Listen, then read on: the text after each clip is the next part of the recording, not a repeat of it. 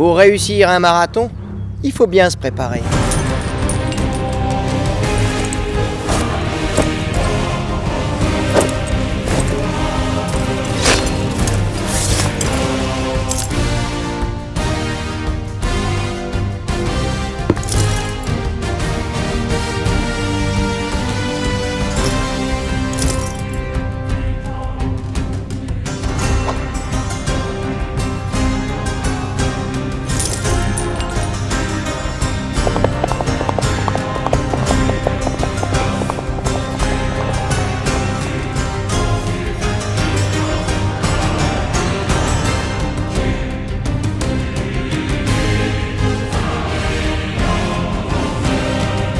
Bien le bonjour, valeureux coureurs, et bienvenue pour ce marathon médiéval de Seine-et-Marne.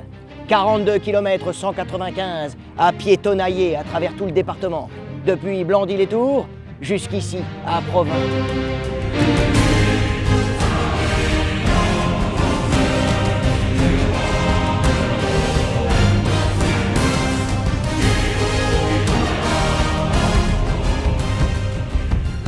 Plusieurs heures d'efforts, de souffrance et de courage pour relever le gant, comme on disait au Moyen-Âge. Mais ne vous laissez pas acornardir, hardi crapahuteur aux semelles crantées. Vous ne serez pas seul dans cette noble aventure. Moi, Laurent Deutsch, je vais vous accompagner tout au long de votre traversée et tenter de vous distraire, de vous donner du cœur à l'âme, en vous contant à la manière d'un ménestrel, d'un troubadour ou d'un trouvère, quelques histoires sur les lieux et villages que vous allez rencontrer. Des récits qui, je l'espère, vous donneront du cœur à l'âme et vous donneront envie d'allonger le pas, de continuer, d'aller plus loin, de tourner le coin et surtout de ne jamais renoncer. Alors, sans plus attendre, sonnons le bout de selle et en route pour ce marathon médiéval de Seine-et-Marne. Suivez-moi.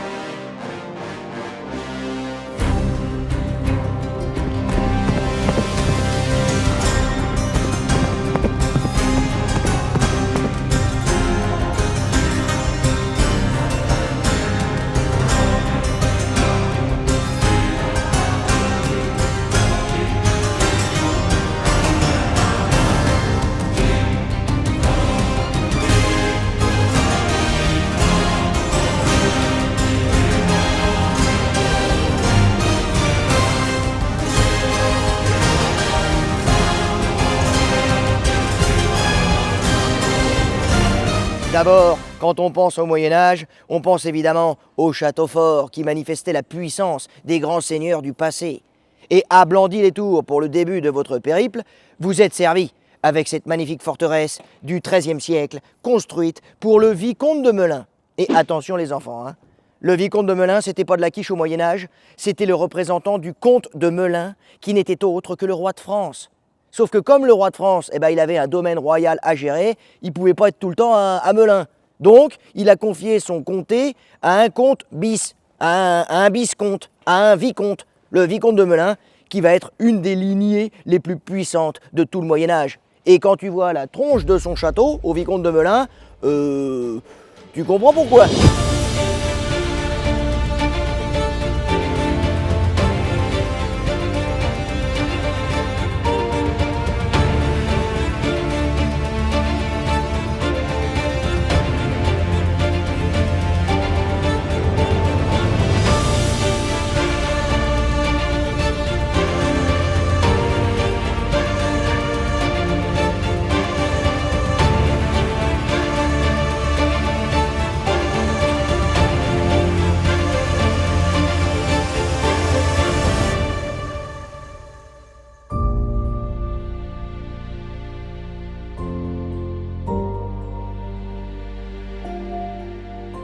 Eh oui, au Moyen-Âge, le pouvoir est né dans la force.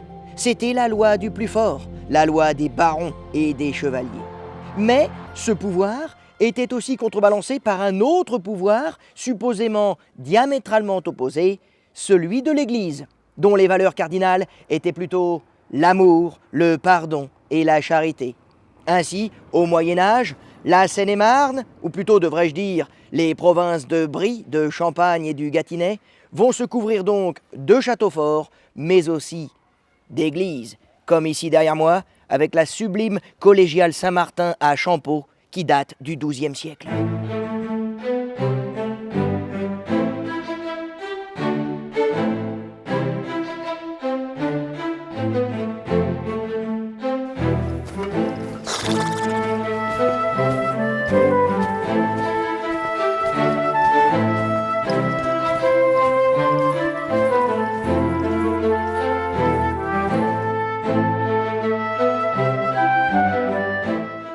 Et là, vous vous dites, ah bah dis donc, elles étaient costauds les églises au Moyen-Âge. Ah bah oui, parfois elles pouvaient être costauds, hein. Oubliez pas que c'était le temps des cathédrales et même des collégiales. Mais la plupart du temps, les églises, elles étaient beaucoup plus modestes, mais tout aussi ravissantes. Comme ici derrière moi, avec l'église de Saint-Méry.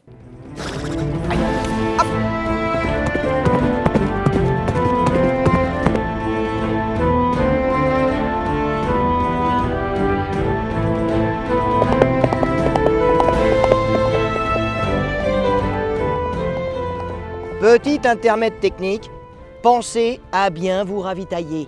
Oui, vous avez de nombreux ravitaux durant le parcours qui vous proposeront non pas des bonbons, mais de l'eau et des gels énergétiques.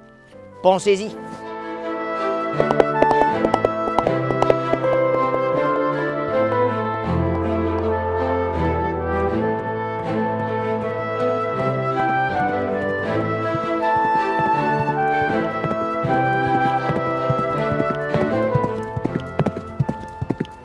Se nourrir, c'est essentiel.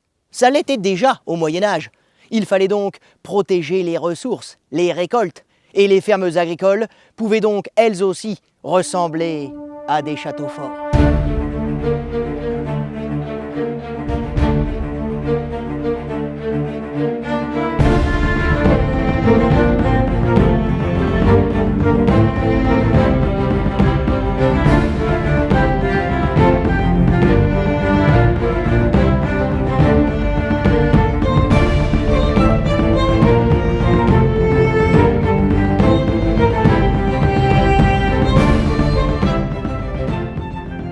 Vous arrivez maintenant du côté de Mormant. Bravo, vous avez accompli une dizaine de kilomètres.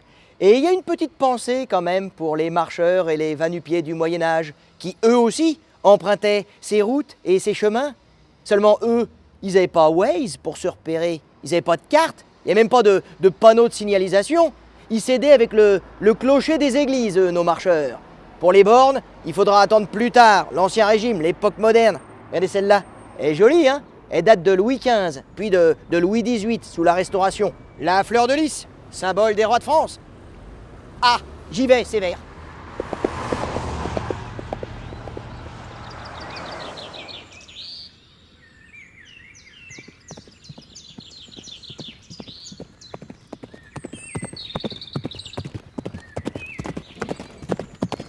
Oui, là j'avoue que c'est quand même une petite vacherie de la part des organisateurs. Il vous reste quand même encore une bonne trentaine de kilomètres à parcourir et vous vous retrouvez maintenant pas loin de Osouir-le-Repos. Ça fait envie, hein? Mais en fait, c'est pas une vacherie de la part des organisateurs, ça vient aussi du Moyen-Âge. Parce qu'ici, au Moyen-Âge, effectivement, il y avait un reposoir, une sorte d'hôtel où les pèlerins, les voyageurs, les piétons pouvaient se reposer et faire une petite pause. Voilà, il y avait un hôtel, enfin hôtel A-U-T-E-L, hein, pas H-O-T-E-L, un reposoir. Et c'est marrant parce que en verlan, Osouir-le-Repos, ça fait reposoir, justement. Allez, pas de repos, on repart. Oui, attention les enfants, hein. Un reposoir au Moyen-Âge, c'est plus un hôtel pour prier que pour pioncer. A-U-T-E-L.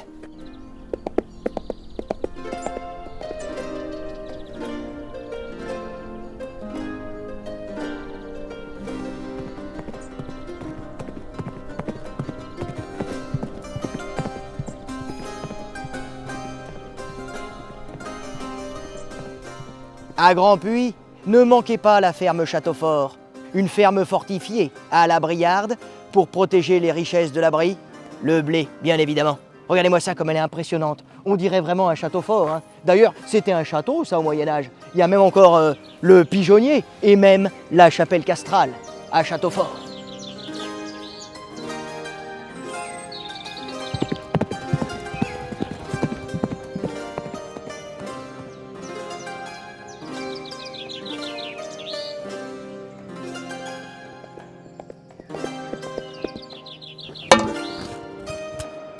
Ouais, quand je vous disais que les fermes fortifiées à la Briarde, c'était des châteaux forts au Moyen-Âge. C'était des châteaux forts. Regardez-moi celle-là, toujours à Grand Puy, la ferme de la Salle. Il y a même un pont-levis. Oh ben, on se croirait chez mon bon maître, Godefroy de Montmirail, comte d'Apremont et de Papincourt. On le surnomme le Hardy. Oui, d'ailleurs, faut pas que je traîne. Je dois rentrer avant minuit.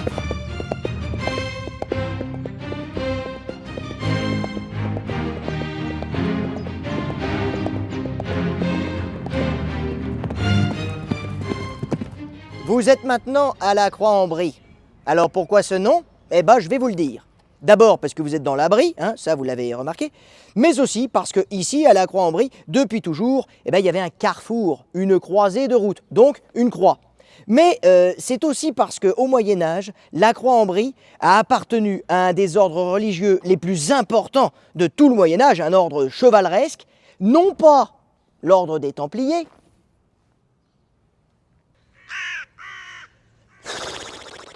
mais l'ordre des Hospitaliers de Saint-Jean de Jérusalem. Hein? Faut pas confondre. Mais bon, ils se ressemblaient un petit peu, même si l'ordre des Hospitaliers avait plutôt vocation à soigner, alors que celui des Templiers a protégé les pèlerins sur la route de Jérusalem. Ils avaient tous les deux une croix sur leur tabard, c'était leur blason.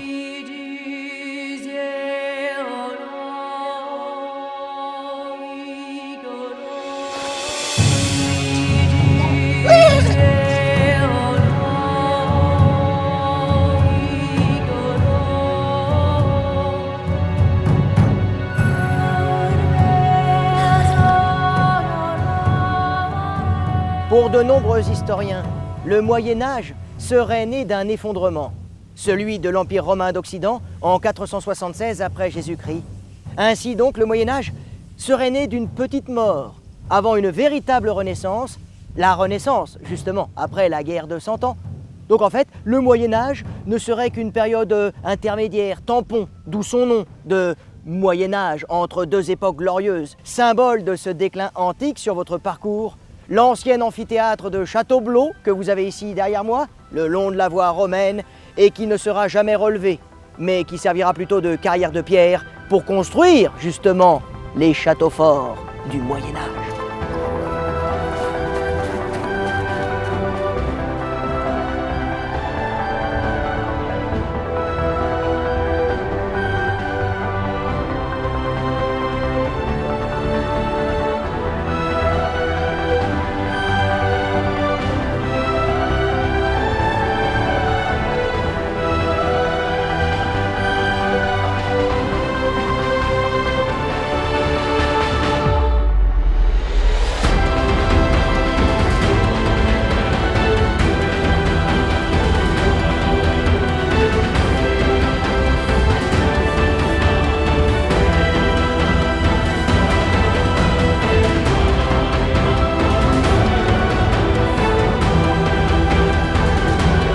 Et du coup, cet effondrement, il va se voir dans les échanges et sur les chemins. Aux grandes voies romaines rectilignes de l'Antiquité vont se substituer alors des chemins plus tortueux et torturés, à l'image de la route principale qui relie le village de Vieux-Champagne, la Grande Rue, toute tordue, toute sinueuse. Ah, c'est plus les grandes voies romaines qui reliaient notamment Melun à Provins, pas loin d'ici, du côté de Maison-Rouge.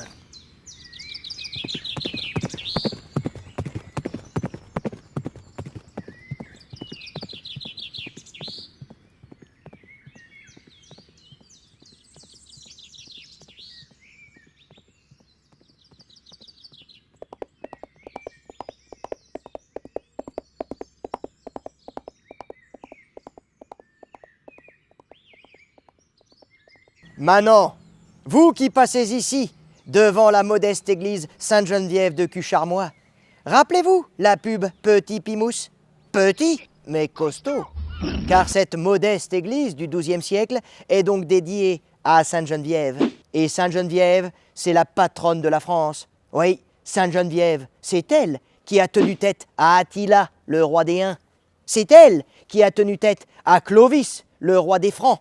Et c'est avec elle que la France est entrée dans le Moyen-Âge en se débarrassant des Romains pour prendre son destin en main.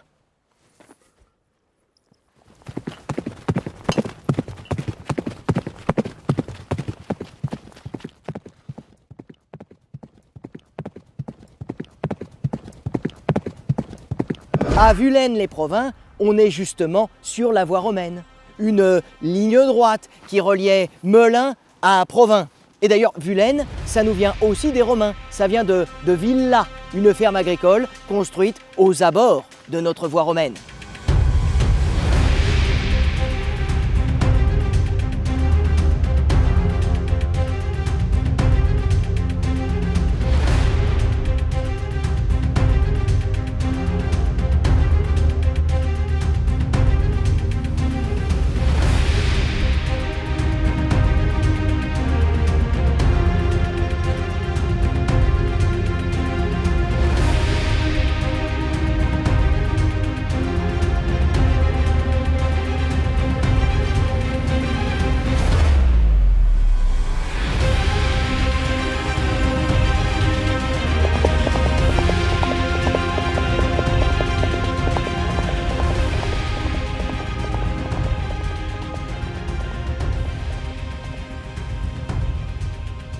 Hardi crapahuteur aux semelles crantées, vous voilà en vue de Provins et votre marathon touche à sa fin.